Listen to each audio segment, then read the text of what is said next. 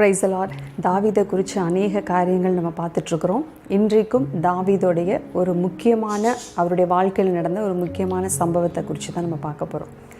தாவீது ராஜாவாகுதல். இப்போது தாவீது ராஜாவாகக்கூடிய அந்த சம்பவம் ஒரு சாதாரணமான சம்பவம் கிடையாது. அவருடைய அந்த குழந்தை பருவத்தில் இருந்து அந்த 15 வயது வரைக்கும் உள்ள சம்பவங்களை தான் நம்ம இதுவரைக்கும் தானிச்சிட்டு வந்தோம். ஆனால் அந்த 15லிருந்து 30 வயது வரைக்கும், அந்த 30 வயதுக்கு அப்புறமா அவர் ராஜாவாகிற சம்பவங்கள், அதை குறித்த காரியங்களை தான் நம்ம என்ன பண்ண போகிறோம்னா இனி நம்ம பார்க்க போகிறோம். இப்போது தாவீது ராஜாவாகினது ஒரு சாதாரணமாக அவர் அப்படியே ஒரு சாமுவேல் அபிஷேகம் பண்ண உடனே டக்குன்னு போய் அவரை கூட்டிகிட்டு போய் ராஜாவாக்கி உடனே என்ன பண்ணலை, அவங்கள அரசால வைக்கலை. அதற்கு முன்பாக தாவீது நிறைய காரியங்களை அவர் என்ன பண்ணார்னா ஃபேஸ் பண்ணார் லைஃப்பில். அது என்னென்ன காரியங்கள், அவர் என்னென்னலாம் ஃபேஸ் பண்ணார், யாரெல்லாம் அவரை எதிர்த்தாங்க, யாரெல்லாம் அவருக்கு சப்போர்ட் பண்ணாங்க, அப்படிப்பட்ட காரியங்களை குறித்து தான் நம்ம பார்க்க போகிறோம். இப்போ நம்ம தாவீது ராஜாவாகிற காரியத்தை குறித்து பார்க்குறதுக்கு முன்னாடி ஒரு முக்கியமான ராஜாவை குறித்து பார்த்தா தான் நமக்கு இந்த தாவீது ராஜாவாகும் பொழுது நடந்த சம்பவங்கள் புரியும். அப்போ அவரோடு ரொம்ப கோரிலேட்டான ஒரு ராஜா அப்படின்னு பார்த்தா அது பார்த்திங்கன்னா இஸ்ரவேலின் முதலாவது ராஜாவாகிய சவுல். இப்போ சவுல் பார்த்திங்கன்னா மனுஷங்க விரும்பி, அதாவது இஸ்ரவேலர் விரும்பி கேட்டு ஆண்டவரிடத்துலேருந்து பெற்றுக்கொண்ட ஒரு ராஜா. அவர் ஒரு பென்யமின் கோத்திரத்திலிருந்து வந்த கீஷின் குமாரன் ஆகிய சவுல். அவரை தான் என்ன பண்ணாங்கன்னா, ஜனங்கள் எங்களுக்கு ராஜா வேணும்னு கேட்டாங்க. அப்போது ராஜா சவுலை அவர்களுக்கு ராஜாவாக கொடுத்தார். முதலாவது ராஜா அவர் தான். இப்போ அவர் ராஜாவாக இருக்கும் பொழுது 1 சாமுவேல் 15வது அதிகாரத்தில் ஒரு சம்பவம் நடக்குது.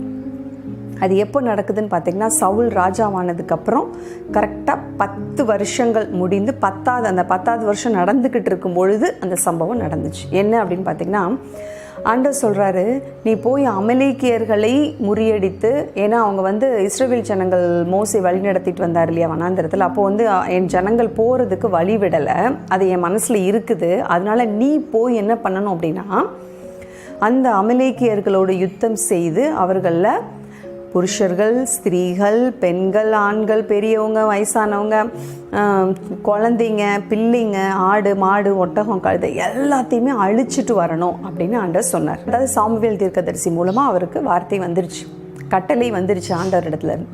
ஆனால் சவுல் என்ன பண்ணார் அப்படின்னா, போய் அமலேக்கியர்களில் எல்லாரையும் கொன்று விட்டு வரணும் அப்படிங்கிற அந்த தேவனுடைய கட்டளையை மீறி ஜனங்களுடைய ஆலோசனையின்படி அதில் என்ன ஆச்சு அப்படின்னா, நல்லா பெஸ்ட்டான ஆடு மாடு எல்லாத்தையுமே என்ன பண்ணிட்டார்னா அவர் கொண்டு வந்துட்டார், உயிரோடு பிடிச்சிட்டு வந்துட்டார். அதே போல் அந்த அமலேக்கியரின் ராஜாவாகி ஆகாகையும் என்ன பண்ணிட்டார்னா அப்படியே உயிரோடு பிடிச்சிட்டு வந்தாச்சு. இப்போது ஆண்டவர் என்ன பண்ணுறாருனா, சாமுவேல் தீர்க்கதரிசிட்ட சொல்கிறாரு, நான் இந்த சவுலை ராஜாவாக ஆக்குனதில் எனக்கு என்ன ஆயிடுச்சு, மனஸ்தாபம் ஆயிடுச்சு. ஏன் அப்படின்னா, அவன் என்னோட சொல்ல கேட்கலை அப்படின்னு ஆண்டவர் சொல்கிறார். இப்போ சாமுவேல் கிளம்பி வராரு. வந்தால் இங்கே என்ன ஆகுது அப்படின்னு பார்த்தீங்கன்னா, நீங்கள் இந்த 1 சாமுவேல் 15வது அதிகாரம் முழுவதும் வாசித்து பாருங்கள். அதில் இந்த சம்பவங்கள் அனைத்தும் தெளிவாக கொடுக்கப்பட்டிருக்கு. இப்போ நான் எக்ஸ்பிளைன் பண்ணுற சம்பவம். இப்போ சவுல் என்ன பண்ணுறாரு அப்படின்னா, ஜெயிச்சுட்டு வந்துட்டு அந்த ராஜாவையும் பிடிச்சிட்டு வந்துட்டு அதில் பெஸ்ட்டான ஆடு மாடுகளையும் பிடிச்சிட்டு வந்துட்டு என்ன பண்ணுறாரு அப்படின்னா, ஃபஸ்ட்டு எங்கே வராரு அப்படின்னா கர்மேலுக்கு வராரு. வந்துட்டு அங்கே தனக்கு ஒரு ஜெயஸ்தம்பத்தை வச்சுட்டு அப்புறம் அங்கேருந்து கில்காலுக்கு போகிறார். இப்போ இதை சாமுவேல் கேள்விப்பட்டுட்டு கில்காலுக்கு வரார். வந்த உடனே பார்த்திங்கன்னா சவுல் ஓடி சாமுவேல்கிட்ட சொல்கிறார், இந்த மாதிரி நீங்கள் சொன்ன மாதிரி நான் எல்லாமே செஞ்சுட்டேன் அப்படின்னு சொல்கிறார்.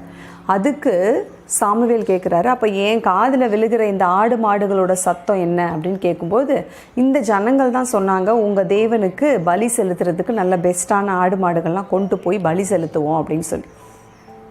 அப்போ தான் சாமுவேல் சொல்கிறாரு, பலிகளை பார்க்கிலும் கீழ்ப்படிதலும் ஆட்டுக்கடாக்களின் நினத்தை பார்க்கிலும் செவி கொடுத்தலே உத்தமம் அப்படின்னு. நீ கொடுக்கக்கூடிய இந்த பலிகளுக்காக ஆண்டவர் உன்னை ஆசிர்வதிக்கலை, இல்லை அந்த காரியங்களுக்காக ஆண்டவர் உன்னை இந்த இஸ்ரவேல் அனைத்திலும் ராஜாவாகவும் வைக்கலை. கீழ்ப்படிதல் தான்ப்பா ரொம்ப முக்கியம், ஆண்டவரோட வார்த்தைக்கு செவி கொடுக்கறது அதை விட ரொம்ப முக்கியம் அப்படின்னு சொல்லி அந்த அமலேக்கியரின் ராஜாவாகிய ஆகாகை சாமுவேல் வெட்டி போட்டுட்டு அந்த ஆடு மாடுகளை எல்லாத்தையுமே அழித்து போட்டுவிட்டு, அதே போல் ஒரு முக்கியமான விஷயத்தையும் சொல்கிறாரு சவுல்கிட்ட, உனக்கு பதிலாக என்ன பண்ணியாச்சு ஆண்டவர், உன்னுடைய தோழனாகிய ஒருத்தன் என்ன பண்ணிட்டார் ஆண்டவர் சூஸ் பண்ணிட்டார் அப்படின்னு சொல்லிட்டு சாமுவேல் கிளம்பிட்டார். அதுக்கப்புறம் சாமுவேல் சவுலை அவருடைய மரணம் வரைக்கும் பார்க்கவே இல்லை. 2 பேரும் ஒருத்தரை பார்த்துக்கலாம். இதுதான் இந்த சம்பவம். இப்போது இந்த சம்பவம் நடக்கும் பொழுது சவுலுக்கு அவர் ராஜாவாகி 10வது வருஷம். இப்போது அவர் ராஜ்யபாரம் பண்ணி கரெக்டாக 10 வருஷத்துலேயே அவர்கிட்ட இருந்து அந்த ராஜ்யபாரம் நீங்கிருச்சு. ஆனால் அதுக்கப்புறமும் சவுல் 30 வருஷம் அரசாண்டார்.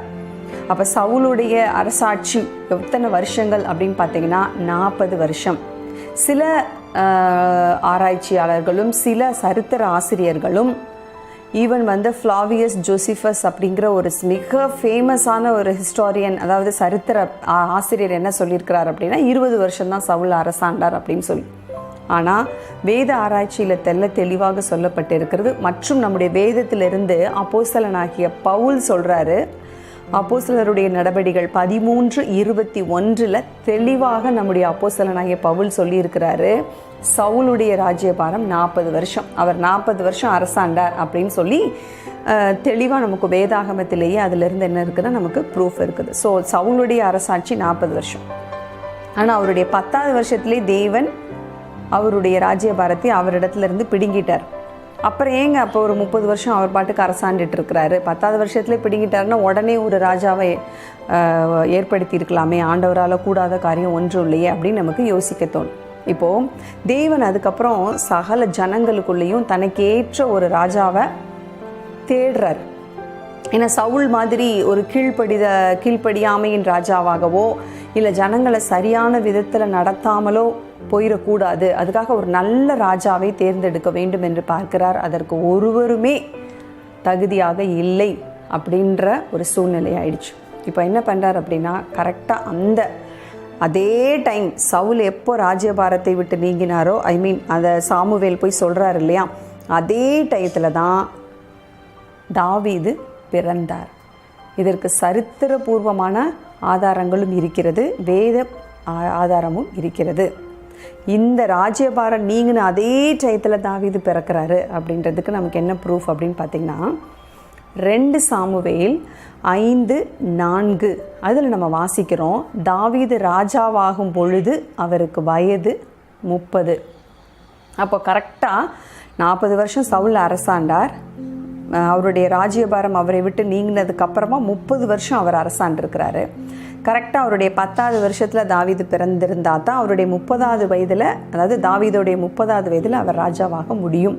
அப்போது ஒரு ராஜாவை ஆண்டவர் தன்னுடைய மனதிற்கு பிரியமாகவோ ஏற்றபடியாகவோ நடக்கவில்லை என்று சவுலை தள்ளினதுக்கப்புறமா அவர் சகல இஸ்ரவேலுக்குள்ளும் தேடும் பொழுது அவர் அந்த யூதா கோத்திரத்திலிருந்து ஒருவரை சூஸ் பண்ணணும்னு விரும்புகிறார். ஆனால் யாருமே அதுக்கு தகுதி இல்லை என்றவுடன் அவர் தனக்கென்று ஒரு ராஜாவை அவரை பிறக்க வைத்து உருவாக்கி தன்னுடைய ஜனங்களை நல்ல ராஜாவாக எடுத்து செல்ல வேண்டும், வழிநடத்தி செல்ல வேண்டும் என்று தேவன் உருவாக்குகிறார் தாவீதுக்கு முன்னாடி பார்த்தீங்கன்னா 7 பிள்ளைங்க இருக்குது. யாருக்கு? அவருடைய அப்பாவாகிய ஈசாய்க்கு அந்த 7 பிள்ளைங்களும் பார்த்திங்கன்னா நல்ல வயது முதிர்ந்தவர்கள். அதாவது பார்த்திங்கன்னா 30 to 40 இயர்ஸில் தான் அவங்க எல்லாருமே இருக்கிறாங்க.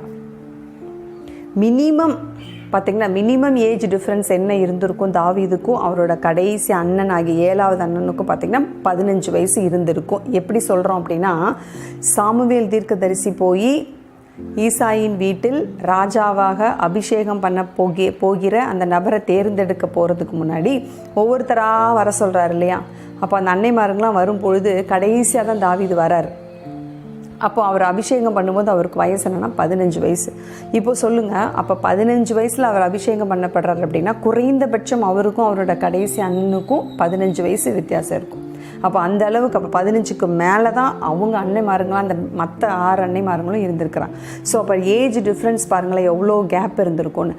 ஆல்மோஸ்ட் அவங்களோட பேரண்ட்ஸ் ஈசாயும் அவங்களோட மனைவியும், அதாவது தாவீதோட அம்மா அப்பா எல்லாமே அந்த பிள்ளை பேர் முடிந்து அந்த ஒரு வயது கண்டிப்பாக ஒரு முதிர்ந்த வயதாக தான் இருந்திருக்கும். ஆனாலும் தேவன் தன்னுடைய ஜனங்களுக்கு பிரத்யேகமாக ஒரு ராஜாவை ஏற்படுத்த வேண்டும் என்ற நோக்கத்தில் அவரே உருவாக்கின, அவரே பிறப்பிக்க பண்ணின ஒரு பிரத்யேகமான ராஜா தான் தாவீது. தாவீதை குறித்து சரித்திரத்தில் பார்க்கும்பொழுது பார்த்திங்கன்னா சரித்திர குறிப்புகள் சொல்லுது. அதே மாதிரி பார்த்திங்கன்னா the best universities in the world அப்படின்னு சொல்லப்படுகிற ஆக்ஸ்ஃபோர்ட் அண்ட் ஹார்வர்ட் யூனிவர்சிட்டிஸ் இவங்கெல்லாம் என்ன சொல்கிறாங்க அப்படின்னு பார்த்திங்கன்னா உலகத்தில் நம்பர் 1 ராஜாவாக இருந்தவங்க அப்படின்னு பார்த்திங்கன்னா அது தாவீதுக்கு தான் கொடுக்குறாங்க. தாவீது ராஜாவை தான் உலகத்தில் நம்பர் 1 அப்படின்னு இன்னைக்கு வரைக்கும் அவரை தான் சொல்லிகிட்ருக்குறாங்க. அப்போ அப்படிப்பட்ட ஒரு மிகவும் பிரசித்தி பெற்ற, தன்னுடைய ஜனங்களை சரியாக வழி நடத்தின, தேவனுக்கு பயந்த ஒரு நல்ல ராஜாவாகத்தான் தாவீது இருந்திருக்கிறார். அந்த தாவீது ராஜாவினுடைய அந்த ராஜ்யபாரங்கள், அவருடைய வழி நடத்துதல், அவர் எப்படி தன்னுடைய ஜனங்களை வழி நடத்தினார், அவர் ராஜாவானதுக்கப்புறம் அவர் சந்தித்த நிறைய விஷயங்கள், ராஜாவாக போகிறதுக்கு முன்னாடி அவர் சந்தித்த காரியங்களை தான் நம்ம அடுத்தடுத்து நம்ம இப்போ என்ன பண்ண போகிறோம்னா தியானிக்க போகிறோம்.